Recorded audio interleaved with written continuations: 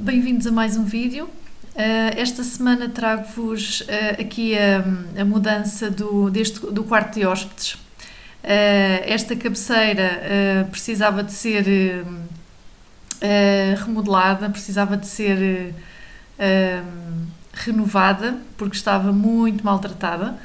Não era que estivesse maltratada, simplesmente eu, na altura que o meu marido fez, optei por colocar um óleo natural, porque como era cabeceira e para não haver problema em relação à respiração, portanto vapores, etc., optei por colocar um óleo e estou tão arrependida porque aquilo que fez foi, não só não protegeu muito a madeira, porque ela está cheia de bolor, etc., está muito maltratada, como ficou com esta tonalidade alaranjada que eu tanto detesto. E portanto a madeira não ficou, já por si escurece, porque é pinho, e acabou por ficar com esta tonalidade. Na altura que eu coloquei o óleo, isto piorou. Notei logo a diferença, aliás, ficou logo bastante alaranjado e com o tempo foi piorando. Então o que é que eu fiz? Primeira coisa, utilizar acetona para limpar, para tentar retirar a maior parte desse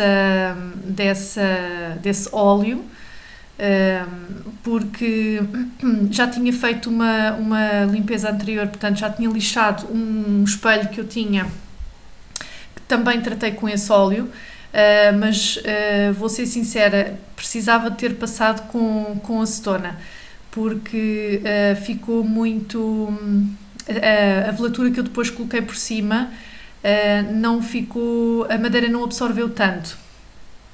E portanto esta fase de limpar com acetona, se caso tenham esta situação semelhante, uma situação semelhante para resolver, a acetona é sem dúvida a primeira...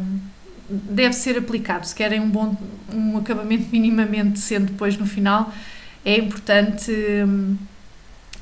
esta fase limparem muito bem, e vai ajudar depois a que fique tudo muito mais uniforme no final. Depois, a próxima fase, que é mais difícil, mas que é importante que seja feita de forma adequada, que é lixar. Não há outra. Eu usei uma ferramenta elétrica, porque à mão era impossível, porque é necessário fazer bastante força e limpar. É difícil de tirar esta camada de óleo. Ainda assim, mesmo com a máquina, o que eu notei é que houve zonas que ainda não ficaram muito uniformes. Provavelmente mais para a frente sou capaz de passar só mais uma camada de flatura, porque nota-se a diferença, principalmente lá em cima. Não sei se eu, na altura que coloquei o óleo, aquilo ficou mais impregnado, se não, mas é uma parte difícil, mas que, pronto, necessária, senão não consigo aclarar um bocadinho a madeira. Depois desta fase de lixar toda a cabeceira, e antes de colocar a velatura que eu usei, é preciso limpar. Isto faz um pó fininho. Eu sei que devia ter usado um aspirador na ponta na parte na base da ferramenta, mas não tinha uma peça que ligava, e então tive que fazer assim. Então era pó por todo lado e um pó muito fininho. Eu tive que limpar a cabeceira 2 vezes para ficar bem limpa, senão depois a velatura acabava por não agarrar em condições e acabava por ainda ficar menos uniforme, e portanto é necessário mesmo limpar muito bem. Até o pano ficava amarelo, portanto era até o pano sair limpo.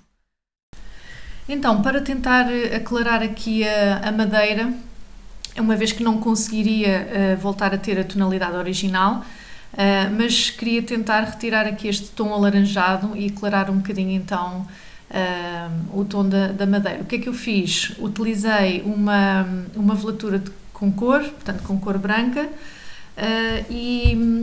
o que é que eu não sei se fiz bem, se não, peço-vos desculpa de não vos trazer informação, posso não trazer informação muito correta, mas fiz uma técnica instintivamente, ou seja, sendo uma velatura aquosa, eu não acabei por diluir.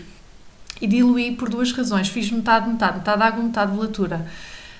Primeiro porque não queria que ficasse mesmo branco, queria só mesmo aclarar a madeira. E segundo porque, como vão ver, o que eu fiz foi, eu passava o pincel e de seguida passava com um pano para tirar o excesso, para que aquilo não ficasse demasiado branco e se conseguisse ver o veio da madeira.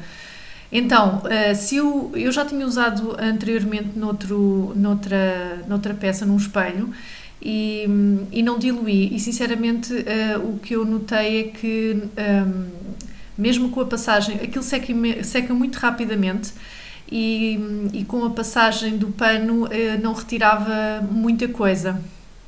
E no final o aspecto ficou demasiado, mais aspecto pintado e não se via tanto a madeira.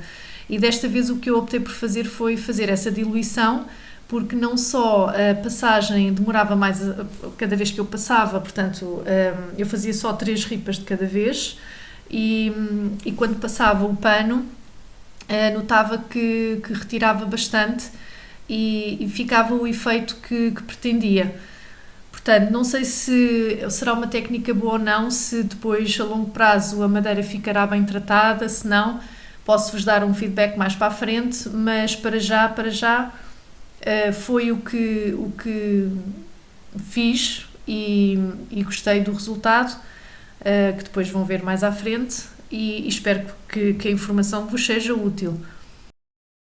Então, outra situação que este quarto precisava que fosse resolvida eram umas pequenas crateras que ficaram na parede quando eu tirei uns espelhos que estavam por cima da cômoda, quando tirei os suportes. E então mostro-vos como é que eu costumo tapar, muito simples, misturo gesso com água, numa consistência assim, uma pasta grossa, que não fique muito líquida, senão depois não conseguem tapar o buraco, vai escorrendo à medida que vai secando e não dá. Eu usei o dedo, como vê, não usei espátula sequer neste caso, para que o buraco ficasse bem tapado. E depois foi só passar com lixa, porque é super fácil de fazer. Usei o mesmo instrumento que vos mostrei, a mesma ferramenta que vos mostrei no outro dia, muito prático e fica ótimo. Depois foi só passar com um bocadinho de tinta para tapar aquela zona, para ficar tudo muito uniforme e ficou resolvido.